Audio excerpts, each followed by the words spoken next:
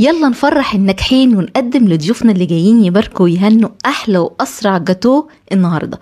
عملت دستتين ونص من الجاتو، يعني 30 قطعه بسرعه الصاروخ، ووفرت فلوس كتيره جدا والله العظيم فوق الرائع، وهش وفلافي جدا جدا، اقتصادي بحت.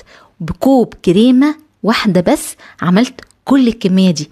يلا نشوف عملنا ايه ونبتدي بالطريقه. اول حاجه معايا 4 عدد بيض، معاهم معلقه صغيره من الفانيليا. 4 بيضات بس يا شيماء عملوا 30 قطعه جاتو. حطيت عليهم 90 ملي من الميه، يعني نص كوبايه الا حاجه بسيطه. وبعدين الميه الساقعه يا جماعه، ونزلت عليهم ب 400 جرام من الدقيق الاسبونج الجاهز. دي اسبونج جاهز من جولدن باك. تمام كده.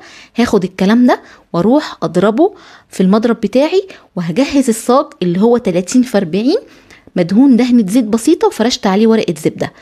وبعدين هنزل عليه بخليط الاسبونج بتاعي بالشكل ده على الصينية.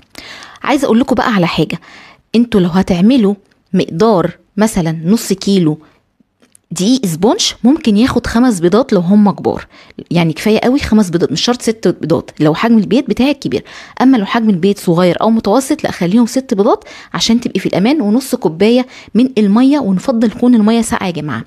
المهم ان انا عامله 400 جرام من الدقيق بس، وحطيت عليهم 4 بيضات. دخلت الفرن الكلام ده كله قعد بالظبط 20 دقيقة، وكان استوى معايا الرف يا جماعة اللي فوق المتوسط، ومشغلة تحت بس ما شغلتش الشواية طبعا خالص. بختبره بلاقيه مستوي، بحط عليه اول ما بيخرج ورق زبدة، عشان ورقة الزبدة دي بتخلي القشرة اللي فوق تتشال معايا بكل سهولة، او يا جماعة كيس عادي مفروض. المهم بسيبها طبعا تبرد، وبشيل الوش كله بالشكل ده بكل سهولة بورق الزبدة، او بسكينة رفيعة، او تحطي عليها كيس. المهم ان هي هتتشال معاكي بكل سهولة. بعد كده هقلب الاسبونج بتاعي على صينيه، وهشيل الورقه الزبده معايا بتتشال لوحدها من غير اي حاجه. شايفين شكل الاسبونج بتاعي لونه فاتح، والمسامات بتاعته رهيبه بجد بجد، رائع الجمال. انا بستخدم دايما لو هستخدم الاسبونج الجاهز يبقى بستخدم على طول جولدن باك. انا عملت يا جماعه الاسبونج بدون محسن، وعملت من غير دقيق اسبونج. كل ده انا عاملاه في القناه قبل كده، بس النهارده استسهلت وعملت بالاسبونج الجاهز. تعالوا بقى نجهز الكريمه بتاعتي. معايا 1.5 كوبايه ميه متلجه، عليهم تلت كوبايه من السكر، سكر حبيبات العادي، عليهم معلقتين كبار من الباستري كريم، وده بيحول لي طعم الكريمه لطعم تاني خالص. حطيت كوبايه كريمه واحده بس، وعلى فكرة كمان ممكن كوباية إلا ربع، يعني حطيتهم. وهضرب الكلام ده كله لحد ما تبقى مع قوام الكريمة معايا بالشكل ده. شايفين القوام؟ نوع الكريمة اللي أنا مستخدماها النهاردة، مستخدمة كريمة هايبر توب تبع شركة المتحدة، بترمي معايا كمية وطعمها غني ورائع فوق الجمال. عشان كمان ريتش بقت غالية قوي، فأنا استخدمت خير الأمور الوسط. تمام.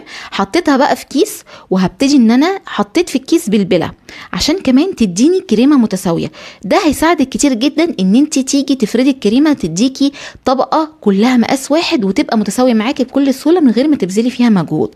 المهم فضلت ان انا احط الكريمه كده واسويها، وجبت السكرابر بتاعي وقعدت افرد الكريمه بتاعتي بكل سهوله. الموضوع ما بياخدش يا جماعه ثواني معدوده، وبتكوني مظبطه الدنيا، عارفه لو معلقه حتى هتفردي بيها الكريمه، ما تشغليش بالك باي حاجه. انا مش عامله طبقات، انا قلت هي طبقه كيك واحده مع طبقه الكريم. عامله طبقه كيك يعني مش رفيعه، طبقه كيك محمله، وطبقه كريمه محمله، هتديكي في الاخر قطعه جاتو في منتهى الجمال رائعه. لو انت حتى مستصغراها لضيوفك تقدري تحط لهم قطعتين، هتبقى برضو ممتازه جدا. قعدت بقى اساوي بالسكرابر بتاعي. الوش مش مشكله يكون متساوي معايا قوي، لان انا هجيب في الاخر سكرابر كده مشرشر، وده اللي بيتباعوا على فكره سعرهم رخيص جدا، مجموعه كده مع بعضها عند الناس المستلزمات الحلواني بيبيعوه معرفش ب 15 جنيه ب 20 جنيه حاجه زي كده. بجيب بقى الناحيه اللي هي المشرشره على واسع مش على ضيق، وبمشي كده بالراحه، بتديني شكل شرشره حلو جدا. لما تيجي تقطعي الجاتو بيديكي شكل بالظبط اكنه بالظبط الجاهز. بعد ما جلست كده الجاتو بتاعي، لازم هنا بقى هحطه في الفريزر مش اقل من ساعة، وبعد كده هبتدي ان انا اطلعه وهكمل فيه الشغل بتاعي. اثناء ما هو في الفريزر هجيب الفاكهة بتاعتي وابتدي ان انا اقطعها. ايه الفاكهة؟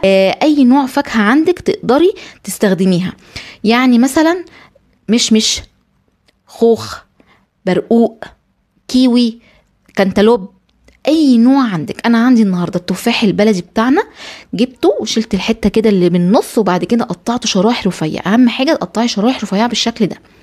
وده هنا عندي اللي هو الكمبوت الخوخ، جبته برضو بس بتقطعيه بالشكل ده برضو قطع رفيعه جدا، بتكوني مميله السكينه خالص كده وبتاخدي شرايح منه رفيعه بالشكل ده وبيظبط معاكي جدا. شايفين بنقطعه على قد ما نقدر شرايح رفيعه قوي قوي. القطعه الواحده بترمي معاكي كميه محترمه. شايفين؟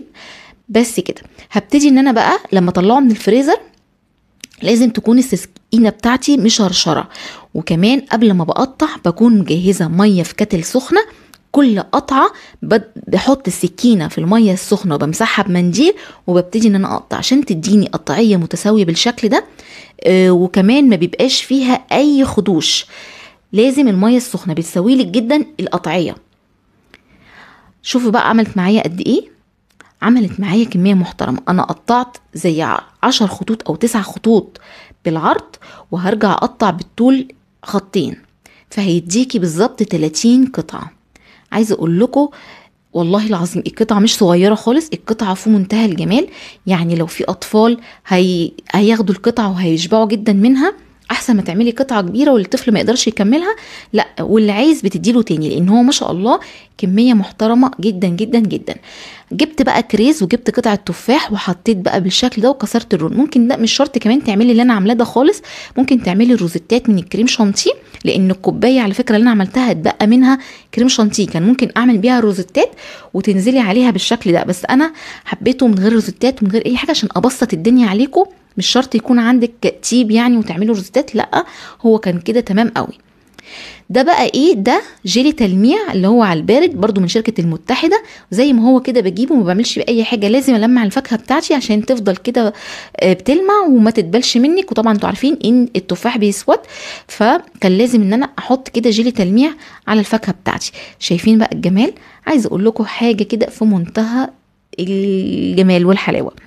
بصوا بقى قطعة الجاتو رائعة، قطعة محترمة جدا. يعني قطعة الكيك حلوة والكريمة كمية محترمة.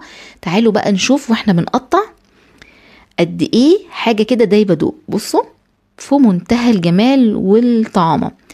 اتمنى يكون الفيديو النهاردة عجبكم وتكونوا استفدتوا منه، واشوفكم ان شاء الله في فيديو جديد، وصفة جديدة. اي سؤال اي استفسار اكتبوا لي في الكومنتات وانا بأمر الله تعالى هرد على حضراتكم. شكرا لكم، مع الف سلامة.